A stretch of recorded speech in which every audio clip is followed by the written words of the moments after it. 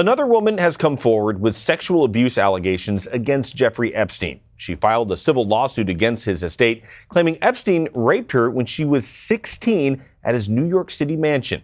This comes as Reuters is reporting that some of Epstein's associates are now under investigation by the FBI, particularly Ghislaine Maxwell, a British socialite who has been accused of facilitating Epstein's behavior and whose name has been floated ever since this story broke. Now, Epstein killed himself in prison on August 10th as he was awaiting trial on sex trafficking charges.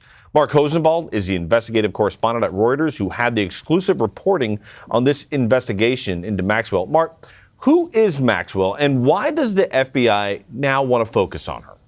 Well, she's Lynn Maxwell, and I'm not even sure how you pronounce her name or how she pronounces her name.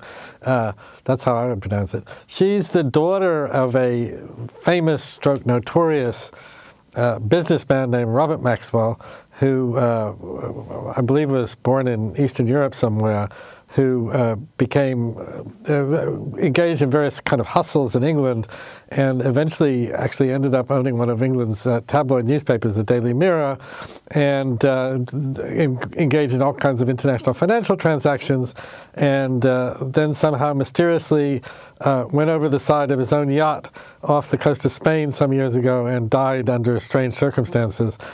He had two sons, and the daughter, Ghislaine. The sons were at one point prosecuted for, I believe, looting the Daily Mirror pension fund, and they actually got off. Ghislaine kind of was a socialite, and nobody paid much attention to her until pretty recently, when it turned out she had been spending the last, maybe 20 years or more as one of the friends of and allegedly associate, procurer, handmaiden to Jeffrey Epstein, both in Florida and elsewhere around the world.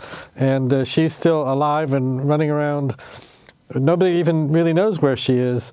There have been all kinds of scattered reports as to where she is. There was a picture of her in Santa Monica, but supposedly the picture was staged. I heard people say that she was in London 2 or 3 weeks ago. Nobody really knows where she is. She has a boyfriend allegedly in Massachusetts. Nobody really knows where she is. But as one of Epstein's longest associates in recent years, and the person who allegedly brought in young women for Epstein and his friends, she is potentially a very, very important material witness, if not a co-conspirator in Epstein's schemes and molestations of young women. It's an interesting note. Britain's Prince Andrew put aside his royal duties because of his ties to Epstein. Is there any sense he could become part officially of this investigation? Well, a British newspaper, I believe the Sunday Times, reported about 3 or 4 weeks ago that the FBI were rather keen to contact him. At that point, I actually started looking into this, and I checked around pretty carefully with law enforcement and security type of people in both the United States and Britain, and I was told, no, this is actually not true. There is no particular urgency. They may want to interview Prince Andrew at some point, because clearly there's pictures of him with Epstein, there's pictures of him with women who say that he molested them, or at least one woman who said that she was molested by him. And, so he's not out of the woods, but it's pretty clear to me at this point that there's no urgency to them interviewing him. They have not approached him in any way for an interview, and it's not clear if or when they might get around to doing that. There are more urgent people, including Ghislaine Maxwell, that investigators are wanting to talk to at the moment. But even then, as I understand it, it's still very early in the investigation. When Epstein died in August, the focus shifted to try to find co-conspirators. And as we've noted, he ran in some pretty powerful circles, and powerful people have ways and means to protect themselves. Does this complicate things for investigators? Oh, I think it does. I mean, and again, without Epstein being alive, and with probably very few of the prominent witnesses that you're talking about, and I guess I probably shouldn't name people, but certainly, there's been a lot of news attention, for example, around the famous Harvard law professor Alan Dershowitz, who certainly hung around with Epstein but denies doing anything wrong. Also, some former president guy named Bill, and even current president person named Donald, at least at one point, was friends with Epstein, or at least was pictured with him. There are lots of big names that could be brought into this, but again, it's not clear how much of that is real, and even if these women all come forward and say that he molested me, where does this go? And as I understand it, there are not many, if any, lawsuits filed against any of Epstein's friends. They're mainly lawsuits were filed against Epstein himself. Well, he's dead now. Where does this go?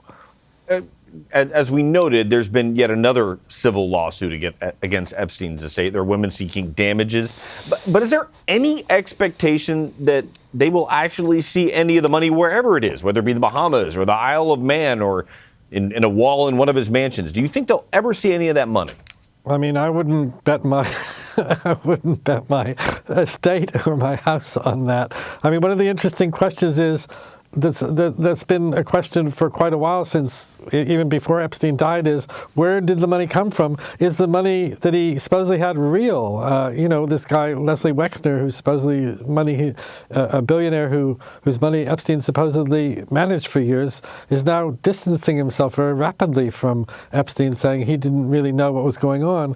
Well, that gets you to the point of wondering how much money Epstein really had. Although, again, some of the figures I saw suggested he had an estate of $700 million. I mean, but is that real? I don't know, and I haven't looked into that myself. But I kind of wonder whether there's there's kind of a cloud of rumor that is driving some of this financial speculation. And if I were one of the women or the lawyers who's representing them, I wouldn't, bet my entire financial future on getting any kind of reward out of that. It is a lot of layers of this onion to peel back. Mark Hosenball, thank you very much.